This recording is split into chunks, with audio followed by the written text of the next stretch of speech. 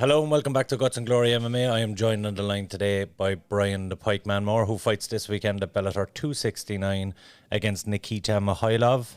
How are you doing, Brian? I'm very well, Paul. How are things, man? I'm doing very well. How's fight week going so far? How is it over in Russia? Yeah, I literally just landed there last night, so I haven't seen any of Russia. When I opened the blinds there this morning, that was the first time I've seen it properly. So yeah, it's fine. It's cold. It's Yeah, fine. I was just going to say it must be cold over there. And it's deep in winter? Is there snow or is it? It's not too bad, is it? No, it's not too bad. It's quite crisp. It's actually kind of nice. It's refreshing. So it's nice. But I'm actually in quarantine at the minute.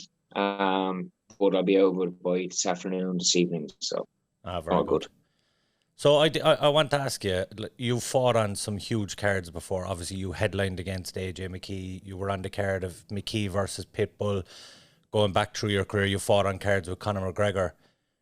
What does it mean anything to you, or is it a point of significance that you're fighting on a Fedor card? It's one of those things that I will acknowledge afterwards. Yeah. But right now, this is my card, is what I feel. And that's not any disrespect to a legend that is Fedor, but I can't be putting that focus on anyone else. I'm here to do the job that I've prepared really hard for, extremely hard for. So I'm not thinking of any other man on this card. I'm thinking of myself, which you need to be selfish at these times. And I did want to touch on that as well. Do you feel a little bit? Look, obviously you're a company man and you're not going to say anything against Bellator, but do you feel a little bit insulted again that you're on the prelims and you're kind of buried on a card when everyone knows when there's a Brian Moore fight on, you're going to get a performance? Look, at people are already talking about it. It's something, again, that I kind of just put blinkers on. At the end of the day, Paul, I'm going to go in a big arena, fight a good opponent, and get paid a nice bit of money. But more importantly, it'll keep putting me further and further up the pecking order. My goal is to keep winning until they can't ignore me, and that's what I've been doing. You know what I mean? This will be my fourth fight in a row win streak, and besides breaking my hand, then there would be a 6-fight win streak. Ever since that AJ McKee fight, something clicked, something happened, and I'm a different animal, and I think he is too. Funnily enough, maybe that fight brought more out of the both of us to go on and kickstart, our careers even further. But like I said, I'm not really focusing on anything else. I'm not insulted. It is what it is. I'm here to win. That's exactly what I'm going to do. And trust me on this one. More main events, title shots, Grand Prix, whatever comes next. Whatever it is, but they are inevitable. I'm just going to keep winning until they can't ignore me. You mentioned the Grand Prix there. We know, I suppose, look, it's not set in stone yet, but we kind of know that it's coming in the bantamweight division. Do you feel like a win here absolutely guarantees your place in that Grand Prix for the new year? Yeah, absolutely. I've not much more to add to that, but I genuinely think that they'd be making a huge error by not putting me in it. I'm the only bantamweight with one-shot knockout power. I'm always looking for the finish. If I don't finish it, it's a 30-25, 30-26 on the scorecards. Yeah. I've been unstoppable since the McKee fight. So it'll just be getting what I deserve, you know what I mean? And I'm going to show this again on Saturday night. Yeah, and I do want to touch on the Jordan Winsky performance as well, because a lot of people kind of pinpoint that as, even though we've had great performance against Simone Dana and others, but pinpoint that as like your coming out party, the absolute stunning performance from start to finish. I know you're your own biggest critic. What do you take away from that fight, and is there stuff that you wanted to work on even after that performance? Yeah, there's always something I want to work on. You know what I mean? And I'll always pick apart. I'm used to doing it because I train so much by myself. I record my own sessions, so I'm always critical. So I have more to work on. And in the last fight, I thought it was a really polished performance. I didn't get hit. I landed a lot of shots on him. The leg kick played havoc.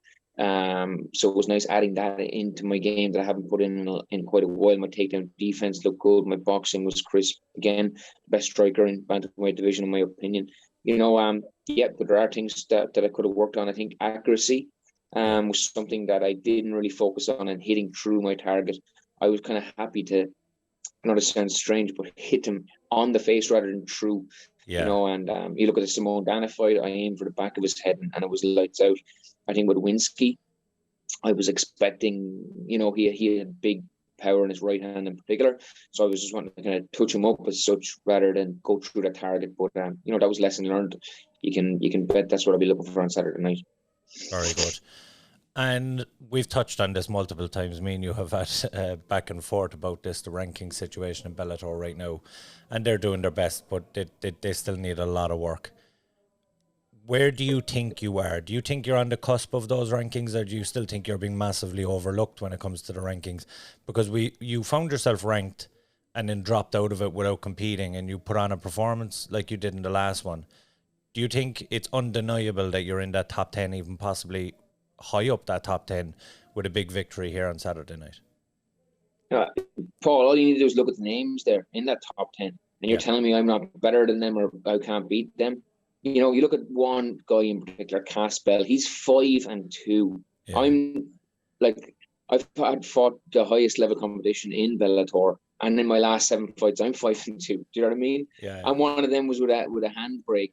You know, this is absolutely bonkers. And what drives me crazy about these rankings, I've kind of put it to the back of my mind. You guys are kind of bringing that fire back up now again. But it's the only thing that drives me bananas about it is that the company respect them. Coker talks about the rankings. They put the rankings, you know, up when they're introducing the fighters. So there is, you know, there is attention paid to them. Now, either the criteria needs to change or the people who are doing the rankings need to be changed because they don't make any sense. And on top of that, not just the bantamweight division, it's multiple divisions where it's at fault.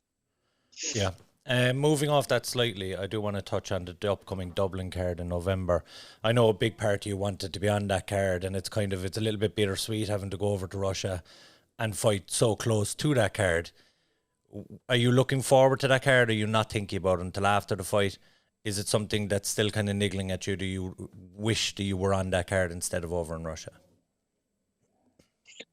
Me and my beautiful wife will go to support my fantastic teammates and brothers. And on that night, I am no way bitter about that. Yeah. I, of course, would have loved to fight in Ireland, but I'm given this unique, phenomenal opportunity to go fight in Russia, to carry my flag, our flag, should I say, to a different country and compete here. And that fills me with pride. I would have loved to fight on the Dublin card too, don't get me wrong. But, you know, I can either dwell on it and get upset about it, or I can put my focus and attention onto Saturday night, because on Saturday night there's a man that I'll be facing that's very hungry, who hasn't fought in a while, who'll be wanting to make a statement in his hometown. So I'm not thinking of absolutely anything else, only this Saturday night, which takes place in Moscow. You know, so you know, it is what it is in the sense. But look, it's a fight, Paul. I love fighting. You know, I'm feeling really fantastic coming into this one in the last number of fights, so I don't really mind right now where it is. Very good. You mentioned a couple of things there about your opponent, Mihailov, that he hasn't fought in a while. It was April 2019 the last time he made the walk. And, of course, that this fighting is in Russia. Now, on our podcast on Sunday, Mr. Andy Hickey joined me in studio, and he referred to you as having the biggest balls in MMA right now. You're going over to Russia, you're taking on a Team Fedor guy on a Team Fedor card. Is there a part of you thinks that you need to get this one done inside the distance, or are you happy that your performances will speak for themselves, even if it does go to the judges, it'll be undeniable? Look, Bellator like finishes. All promoters like finishes. That's what I look for. But if I'm not finishing you, I'm dominating you. Yeah. 30-25s. 30-26 is my last 2 scorecards where I did go to this, and I don't go to the judges often. If you look at my last, I don't know, 5 fights, for instance, 2 have went to the judges, and it's been 30-25 scorecards, 30-26 scorecards I've been handed in. You know, they're always entertaining. I always look for the finish, but sometimes if you go looking for it, it doesn't come. Yeah. It's like that old GAA analogy. Anyone who doesn't or hasn't played GAA won't get it. But if you take the points, the goal will come. That old saying. Yeah. But if you go out looking for the knockout and get overzealous, you're leaving yourself open, but you're also getting a little bit away from your goal. I feel, my goal is to go in and dominate, to win every exchange, to win. Whether to finish, I'm always looking for it. I'm sure it will come, but if it's not a finish, it'll be under domination. Excellent stuff. And I know you've a lot of going back to the biggest balls in MMA, these things should be noted by these rankings as well. You look at these guys that are in the rankings. What are they doing? They're not taking any risks. There's zero risks. They're taking handy fights. You know what I mean? I'm over here in Russia. I arrived here last night. Came away. Left my family to go over and fight a Team Fedor guy. On his retirement card in Russia. You know what I mean? I don't see anyone else doing that. So let's go. For sure. So, look, I know you have a lot of media obligations today, so I'm not going to keep you much longer. Just one quick question before we do go. What's the ideal scenario for after this one? Are you hoping that the new year starts and we're straight into a bantamweight Grand Prix, 16-man, 8-man, whatever it may be? But are you hoping that it's straight into that, or are you looking to get another one in perhaps before the Grand Prix starts? 16-man Grand Prix. I draw Sergio Pettis in the first round. That's the ideal scenario. And defend it the rest of the way through? 100%. We do have to ask as well, considering that your training partner is going to probably be in this Bellator Grand Prix as well. I'm assuming logic would dictate you're on both sides of the roster when it comes to the Grand Prix, or both sides of the bracket. I mean, is it something that you would look forward to, both of you getting to the final? Or is it something that you'd rather not think about, that you kind of have that moment together? Look, me and James had a good chat about this. He's one of my best friends, James is, and I love that guy to bits. Two opposite sides of the brackets. I think would have to happen, of course. You know what I mean? And but I don't know. I just I wouldn't fight James for love nor money. You know what I mean?